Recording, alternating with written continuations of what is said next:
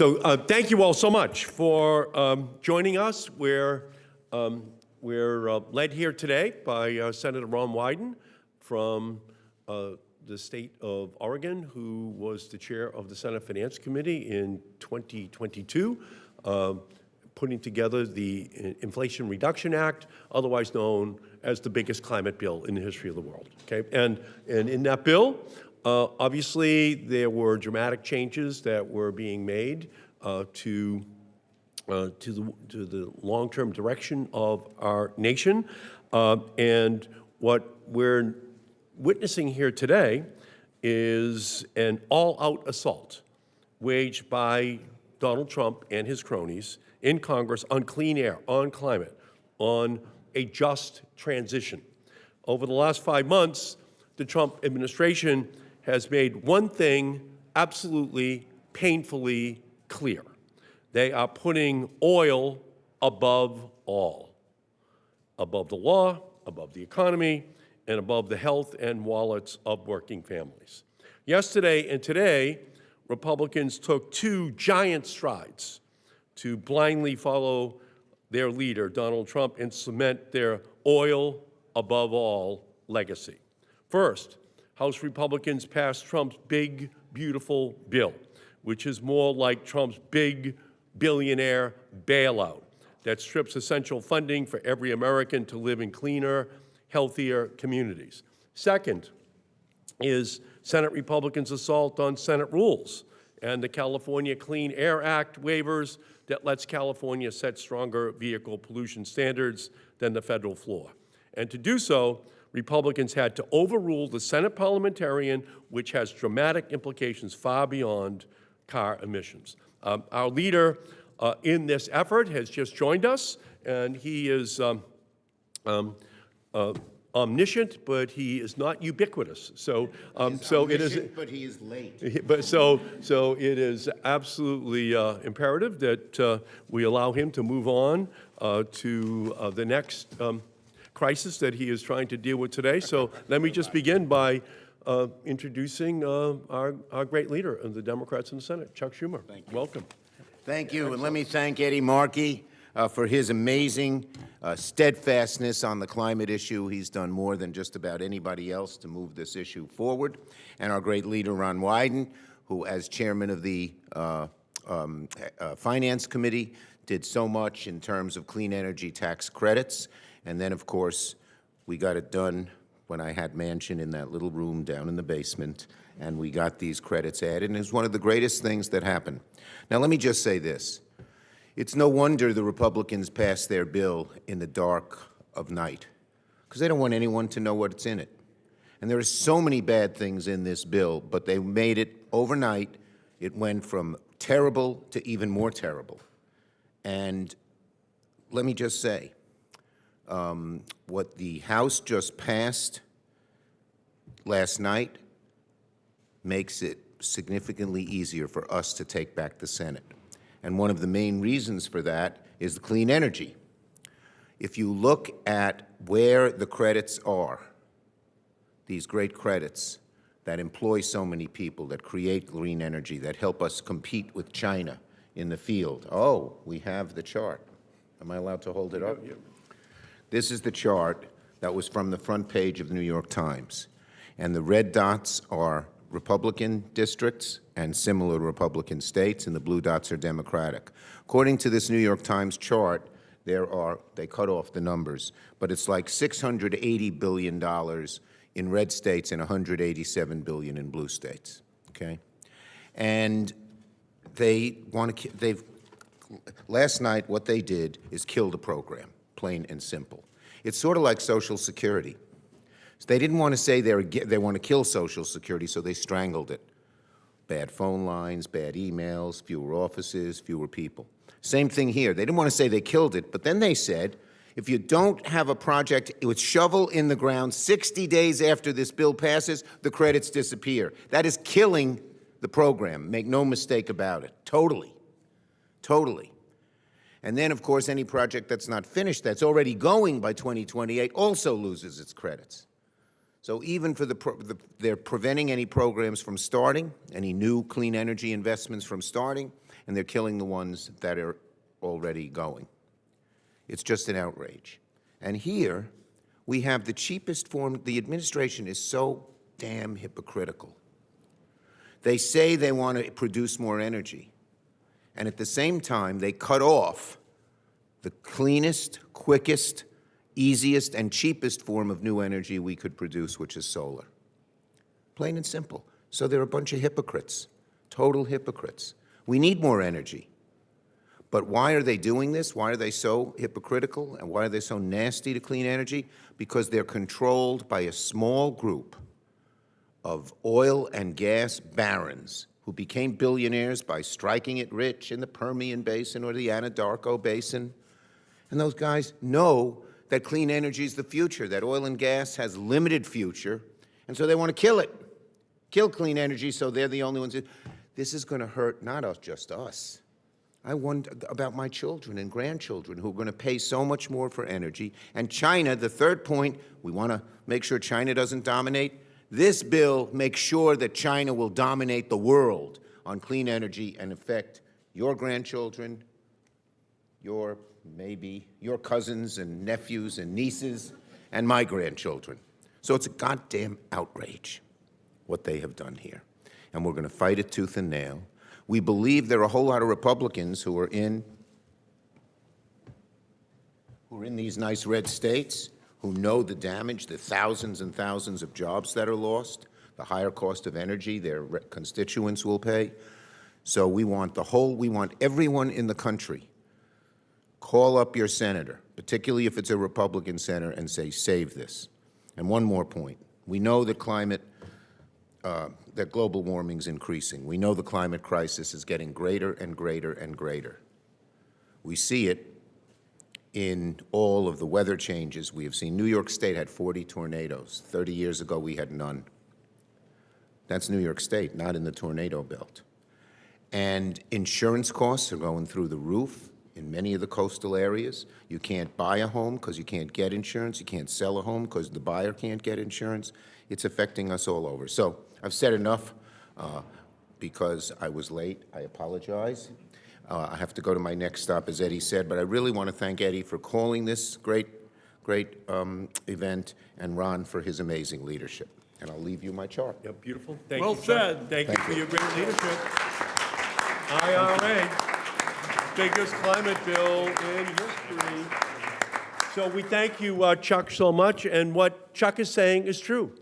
We're going to hand this over to the Chinese if the Republicans have anything to say about it. This year, the Chinese are investing $1 trillion this year in new installed low-carbon technology.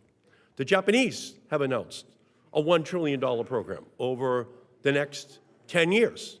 They're one-third the size of the United States. And today, what we're seeing is a 1-2 punch that is being delivered by the Republican Party against our ability to compete in the clean energy field for the 21st century, destroying the tax credits, destroying the climate bank, and destroying at the same time what California can do and other states to improve the fuel economy standards, to move to all-electric vehicles. So on all of those fronts, this is a surrender of the clean energy future by the United States to the Chinese, to the Japanese, and to others who are going to be moving into this area.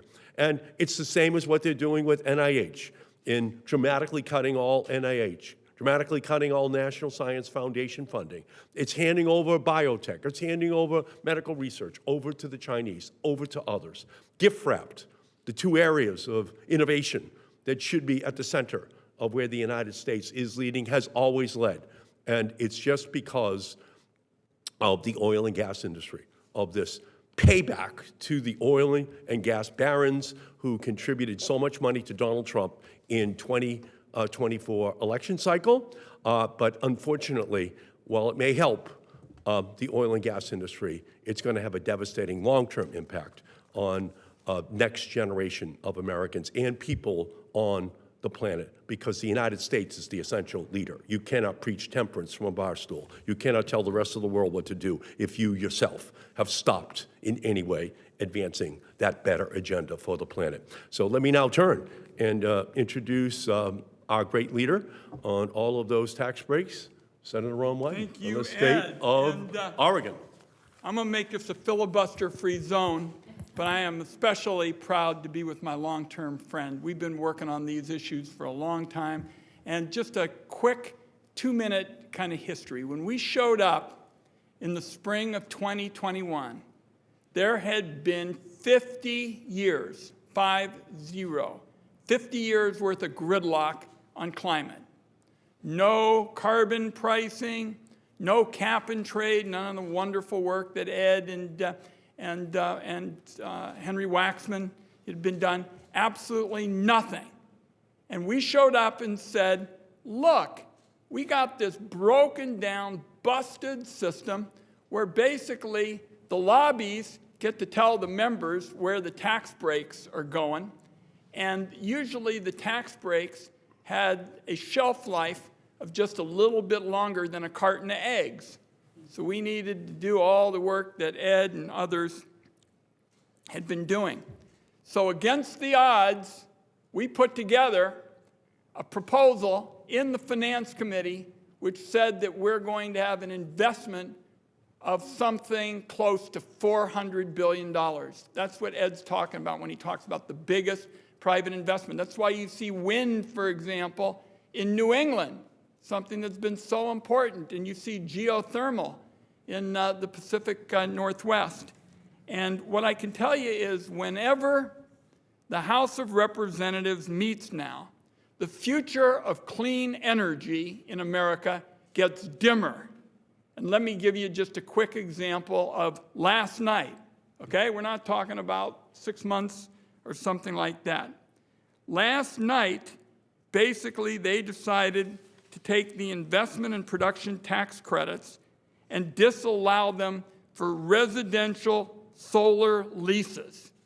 So they're sending a message that they don't want our country to be doing anything to empower, homeowners and people who want day in and day out to make a big difference in terms of solar energy. What they would do last night, if this stays, and remember, we're going to be fighting all this. We're going to fight what Ed and I are talking about as we go to the Senate and all the rest. We would be fighting any remaining incentive for rooftop solar and residential wind. Just say that to yourself. A bunch of people showed up yesterday, and they thought this far-right bill that did so much damage wasn't damaging enough. And so they said, we'll get even greedier, and we'll do more to unravel solar and residential wind. So we know that the United States is now going to produce less energy under their bill at a time when our needs are climbing. We know that prices are going to get higher. You're going to pay more at the pump. Clean energy workers are going to lose their jobs. And let me bring it home in a very direct way. For rural America, the House of Representatives changes on clean energy are going to hit communities like a wrecking ball. Because our legislation, if you look at that map that my friend Ed held up, where have we seen the most progress? We've seen it in rural America. We've seen it in communities that really didn't have, they told us at least, they didn't have a lot of hope. And they didn't have opportunities to get these innovative companies and jumpstart new approaches to create jobs. So let me tell you what we're going to say as we go out and fight this. I'm going to say, don't make these incredibly damaging changes on clean energy in the House of Representatives. Because if you do, you're sending a message to rural America that all those jobs and all that hope and all that opportunity may just leave town with the end of these clean energy tax breaks. So if you think we're serious about fighting this, you got the message. We are going to be at this day in and day out. When Ed and I are done, we're going to go off and stay in touch with a bunch of companies that we haven't heard enough from here in the last couple of weeks. Thank you, thank you, thank you. And I think we especially want to give a big round of applause to these guys, because political change hardly ever starts in a government building and trickles down. Political change is just the opposite. It's grassroots up. Bravo, guys. Thank you. Great job. And softball questions for me, anything difficult for Ed? So here's what's happening. Last year in the United States, 94% of all new installed electrical generation capacity was wind, solar, and battery, which left 6% for natural gas.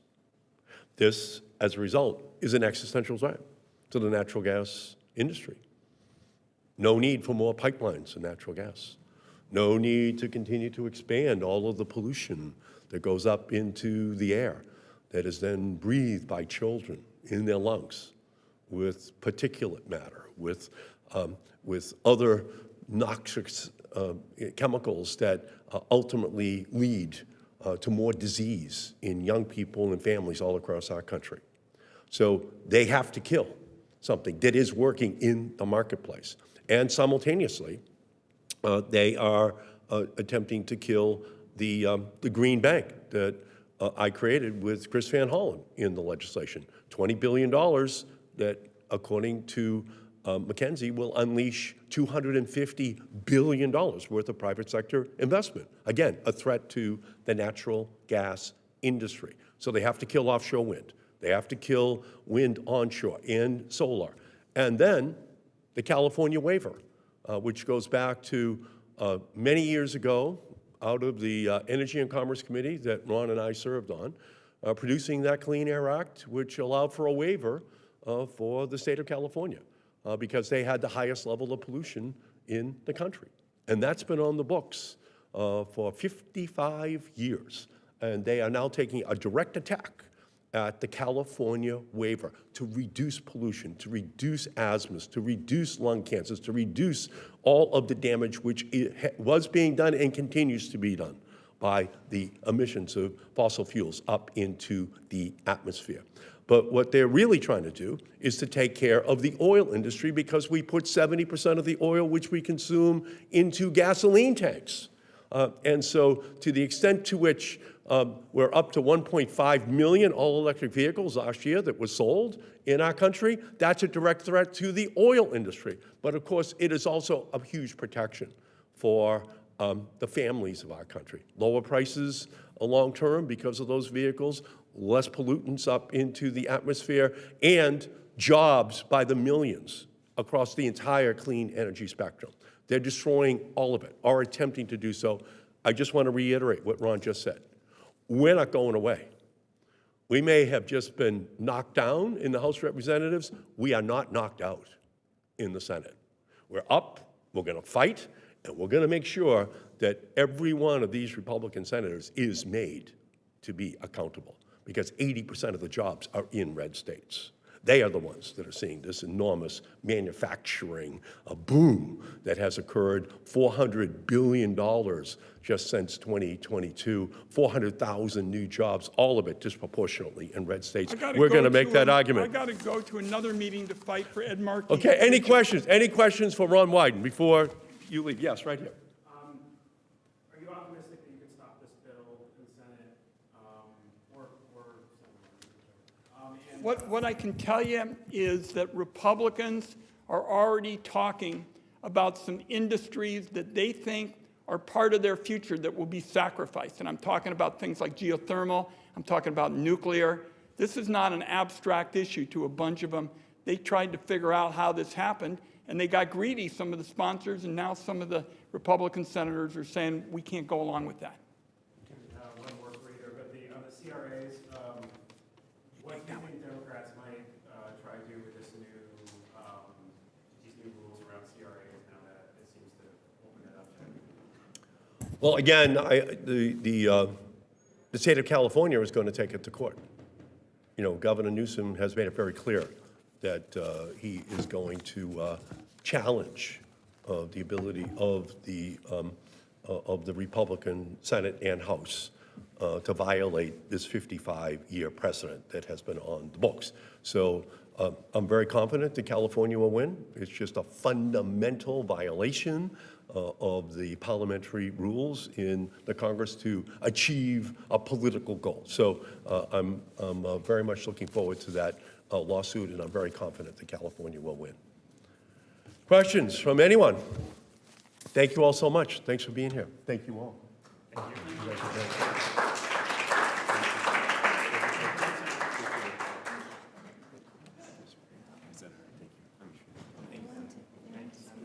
you for your co-sponsorship of the Red Rock Bill.